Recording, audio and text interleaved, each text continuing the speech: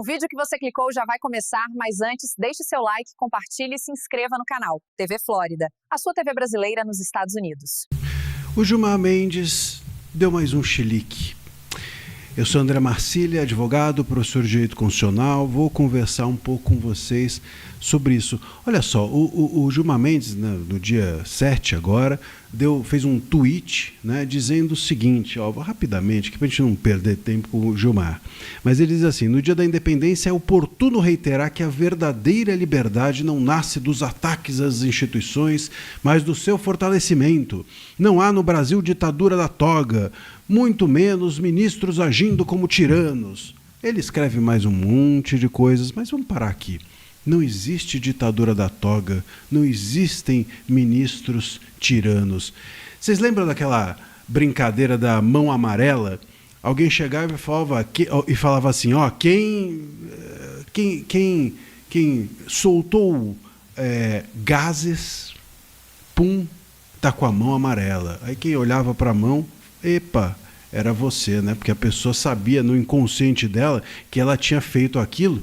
Então, quando você condicionava o culpado a olhar para a mão, ele automaticamente se denunciava. Lembra-se dessa brincadeira? Aqui o Gilmar está com a mão amarela, porque ninguém perguntou nada para ele, ninguém falou nada, ninguém lhe consultou sobre nada, mas ele saiu e falou assim: tô com a mão amarela, não existe ditadura da toga, não existem ministros tiranos. É a denúncia da mão amarela, mostrou que a mão dele está amarela. Olha, primeiro, é lamentável, né?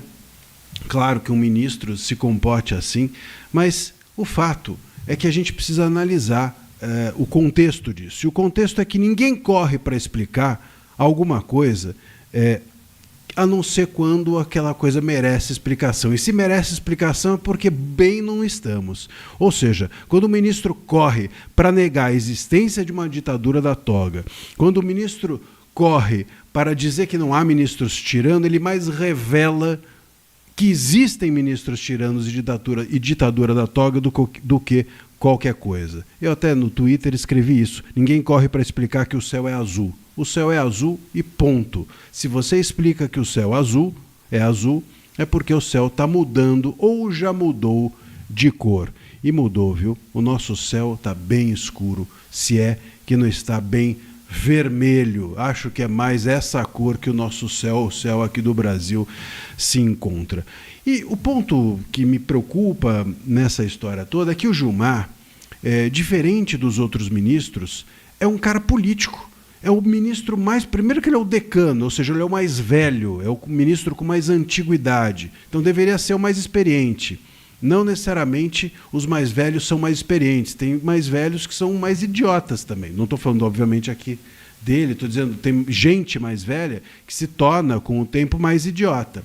E como tem, né? A quantidade de velho completamente fora da razão que existe por aí, né? Mas, enfim, a gente espera que a velhice ou que a antiguidade traga experiência e não tolice.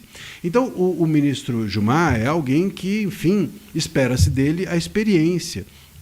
E ele é alguém também com bastante capacidade de negociar.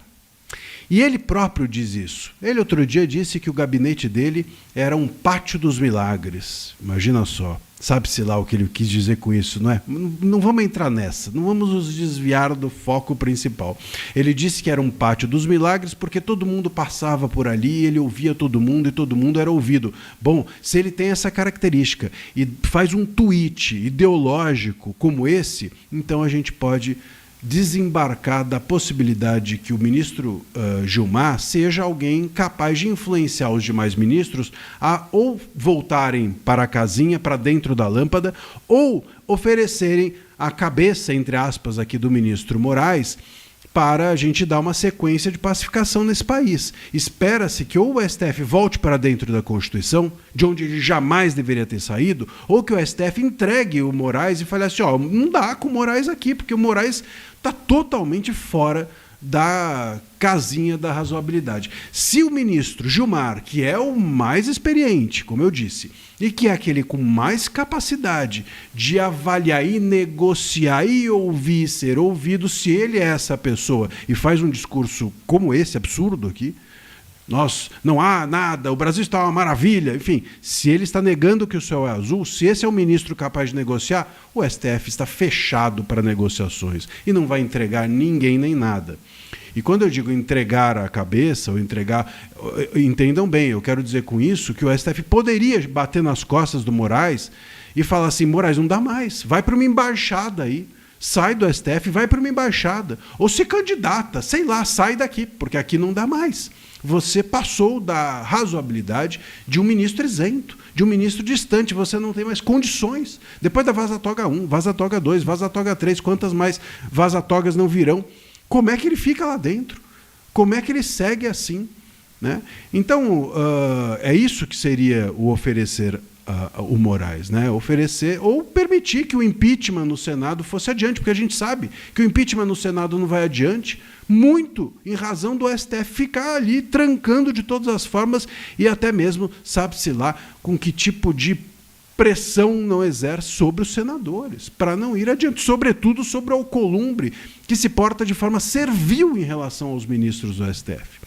Bom, se não vão oferecer o Moraes, se não vão voltar para dentro da casinha, da lâmpada, e se o ministro Gilmar, que era o que poderia trançar e costurar tudo isso, está levantando bandeira e subindo em palanque, a gente pode concluir que o STF não vai resolver o problema Moraes sozinho. E se ele não vai resolver, sobra o Senado.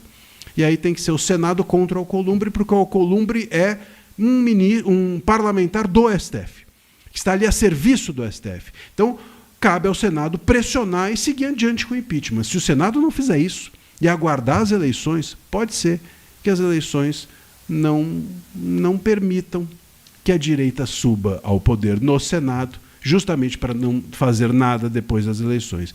E aí a gente talvez tenha eleições que não elejam a direita que tem que ser eleita, não elejam uma direita capaz de seguir adiante, e talvez até lá o estrago já esteja feito. Ou o Senado entende isso, e nós entendemos isso e cobramos o Senado, ou me parece que pode ser tarde demais. Se você gostou dessa análise, curta, compartilha, ativa o sininho e se inscreve no canal. Um abraço. Se você chegou até aqui, é um bom sinal.